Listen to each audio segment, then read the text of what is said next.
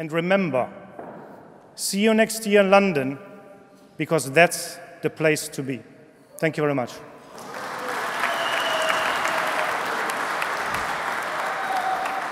It's a bit scary to see myself that big, but you know, that was the start of it.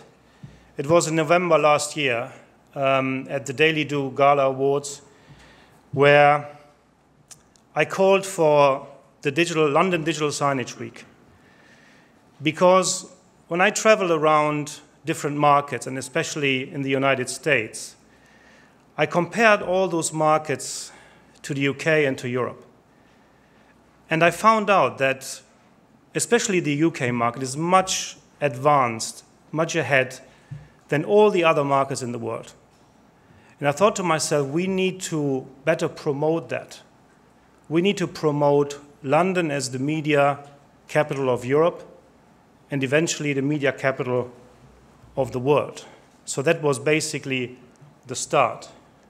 A good example for that is when Tim Bleakley from Ocean, who will speak right after me, was asked to present at the investor conference in New York. He was a bit skeptical at the beginning to go over to New York, talk about Ocean, talk about the UK. But he did a brilliant job. He's a brilliant presenter. And he was awarded, and it was voted, that his presentation was the best presentation at the whole investor conference. I mean, he was lucky I didn't present. So, and because all the Americans, they started to realize what these guys are doing in the UK and in Europe is fantastic. And these guys are much more ahead than we are in the US. Ahead in technology, in innovation, and in the quality of products. And again, that was the start of the London Digital Signage Week. And I knew from the beginning, you know, by calling the London Digital Signage Week, the industry will do a phenomenal job.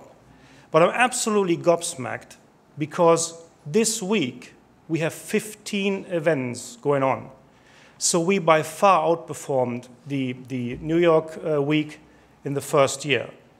So we have the NEC Showcase, which takes place from tomorrow at the Velodrome in the Olympic Park. Brilliant venue, superb event. We have over 1,400 registrations for that. And the whole week will see more than 2,000 people, which is phenomenal. So we have the Media Summit, we have the VUKUNET Media Dinner, we have the Employee Communication Thought Leadership Summit, etc., etc. 15 events in total. Absolutely phenomenal. Well done, industry. And that's what we need. We need to really promote our industry in the future. Before I conclude this opening, I show you a little video.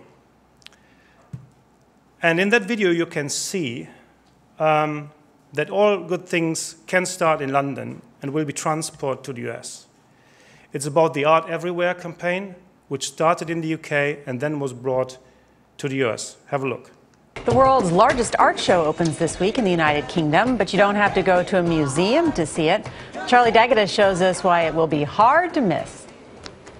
We're in the heart of central London, and this bus stop would normally be advertising things like burger chains and banks, but not today. The art of advertising has taken a backseat to works of art from people like Hockney, Turner, and Damien Hirst, the best and brightest of the British art world.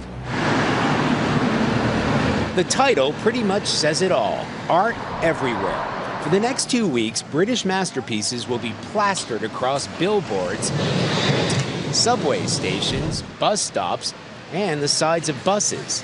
It's all about flooding our streets with art this summer and turning the UK into the world's largest art gallery. The grand vision is the brainchild of British entrepreneur Richard Reed, who was walking through a rough neighborhood when something caught his eye. One day, somebody had put up a beautiful bit of art on a public wall, and I stopped and noticed it and fell in love with it, and I didn't know why it was there, and I didn't know actually what the piece of art was, but it just gave me a lift as I walked down this road on my commute to work. First, he had to convince advertising companies to give up a few prime ad spaces. We wanted to flood the streets with art. Yeah, we're not talking about 10 or 20 or 50 or 1,000. We're talking 22,000 across the country. You know what, you're going to be on your way into work, on the bus, on the tube, driving in, and you'll just see something that hopefully will just give you a little lift, a little smile, a little moment. The 57 works of art were voted for by the British public, selected from a shortlist drawn up with the help of London's Tate Galleries.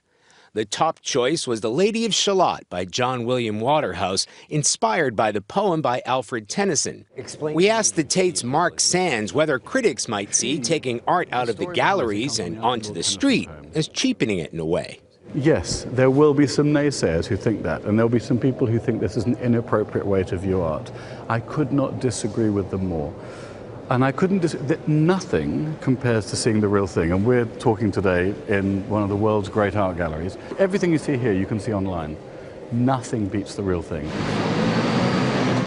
Posting artworks in 22,000 locations meant launching the biggest single-shot rollout British advertising companies had ever seen. And are you selling art? I think, yeah, you could argue this is, what is this? This is actually an ad campaign for the beauty of art. But that's fine with me. It's just about getting people to exposed to it, to see it. And after conquering Britain, organizers are now hoping to go global, starting with the United States. Have you made steps in those directions yet? Have you started putting feelers out as to whether or not you could pull this off in the United States? It's starting right here. This is day one. This is day one, baby. It's a CBS special. I'm talking to your viewers. We need help. We need people that are in the US that want to make those phone calls and start getting together a team. So there you go, coming to a billboard or bus stop near you. Now, it didn't come cheap. Advertising companies say they lost something like $5 million in revenue. But printing up the posters and putting them up everywhere, that all came from donations. Art everywhere, paid for by art lovers everywhere. For CBS This Morning, I'm Charlie D'Agata in London. What a great idea. Art everywhere. Art everywhere. I think that's a fantastic idea. Fantastic idea. Started in the UK, brought to the US. Susan Grimes, CEO of Clear Channel US, she wasn't that convinced about the concept at the beginning. But when she saw the success in the UK, she instantly decided to bring that to the US. And it is one of the best campaigns in the United States. As I said, this is just the start. And we will see permanent initiatives, a permanent setup to really promote that industry, to promote digital out of home in the UK and in Europe. And I would like to encourage all of you to participate in that, support these initiatives, and enjoy the conference today, enjoy the whole London Digital Signage Week, visit as much events as you can, because it's really worth it. Really good events taking place this week. And don't forget, London is the place to be. Thank you very much.